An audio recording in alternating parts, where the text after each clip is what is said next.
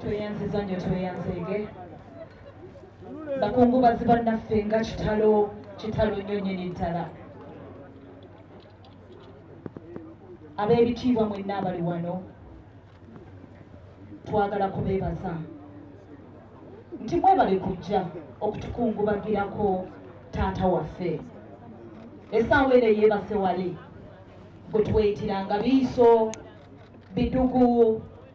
kuubwa kamezi ffenna nga bwe tuli wano Diamond Productions teweddeeyo abalala bali emitala w'amayanja gye bakakkaliriza katubakiikirire waliyo omukulu Roy Kapale songerako taata neyanziza nenabala bangi Rachel Gonzaga Angela Kambe Kinene Michael Doreen Mutiibwa Diamond Productions yali nene fiina obadde osigaddeyo maama Okuyimba twagala okwebaza Mukama Katonda giteeri gye mulaba eri mu maaso eriko ekigambo Diamond Production taata waffe oyo ye yatuyiyizanga ennyimba ng'akozesa gita yakozesanga box gita ekyo mukikubireko mu ngalo ffe ennyimba zaffe zonna twebaza Mukama Katonda mwazimanya ku lwa mukulu oyo nga bwe twali tumweyitira nti Kato buli muntu ali wano hajaluuna era naye waffe yatandikira ku box gita eyo twagala okubeebaza nti mwebale kutwaniriza mwatwagala mwatusiima mwatulera naye temwatulera kubanga twali b'amaanyi nedda kubanga twalina omusingi ogw'omusajja ayiye ebintu ebirimu amagezi ebirimu amakulu ebinyumira amatu nga tebiwemula ekyo mukikubireko mu ngalo ffe tuli basanyufu kubanga omusajja eyeebase wali Kato yatuwa emirangira ffenna nga bwe tuli wano buli muntu ayimiridde wano ayimiridde ku mulangira gwa Kato nga bwe twamwetanga bannange tweyanziza nnyo tweyanzeeke ba members of parliament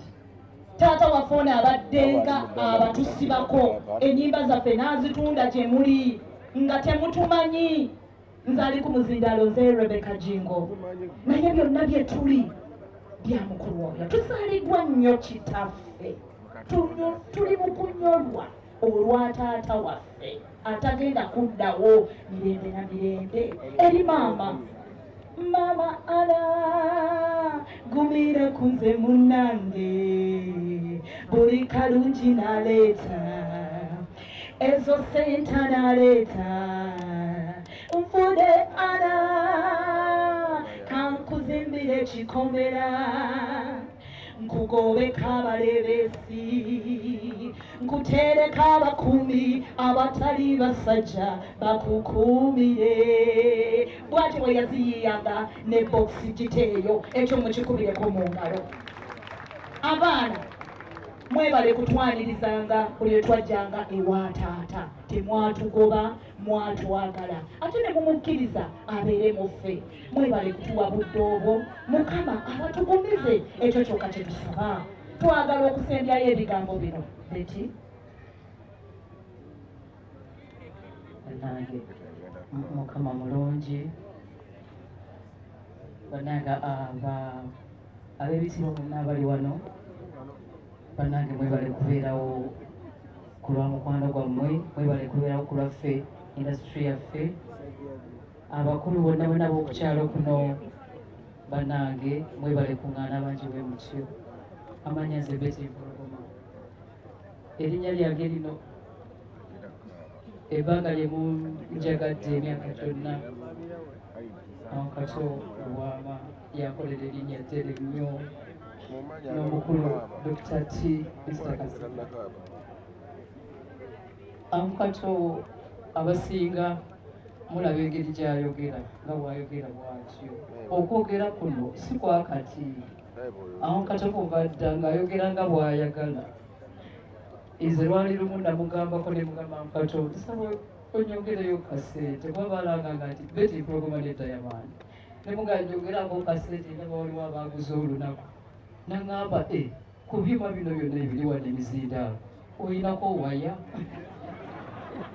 naye nga yalanganga beti programale ki ne Diamond nga tulemu abayimbi abamanyi bangi Mr. Kaweesa Emugga omukulu Silver Kyagulanyi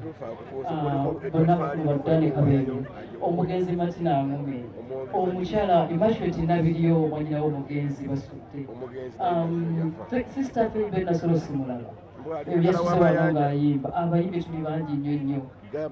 olwoyi Kampala omwogeddeko ebunayira gyali ne bannaffe bonna naye awo Kato kuva ddanga bwatyo bwayogera ne mugabo Kato wadde ogesiira waya naye nze Diamondiyo naye Kato wadde ebibiina byonna nga bibigenda bibeera bwe bityo omwana wakula avaako ewaka twagenda tukola groups endala naye nasigala nga Kato saagala mubeera distance kubanga buli kye yakugamba oba akuvumye oba akujereze oba akulaze nti sente sizikuwadde naye nga nafuba okuna musaagala kubeera nga ndi distance naye era meeting eyasembeyo twabadde naye mu federation empya omukulu pulezidenti Kenzo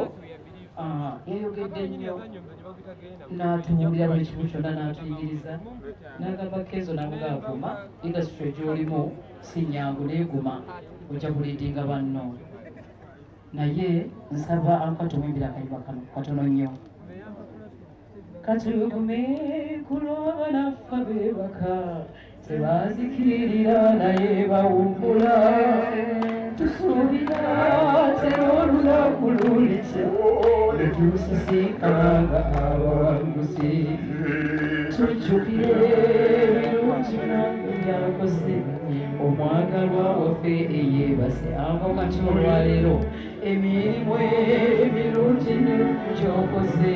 bwe tuutira abakubi babijju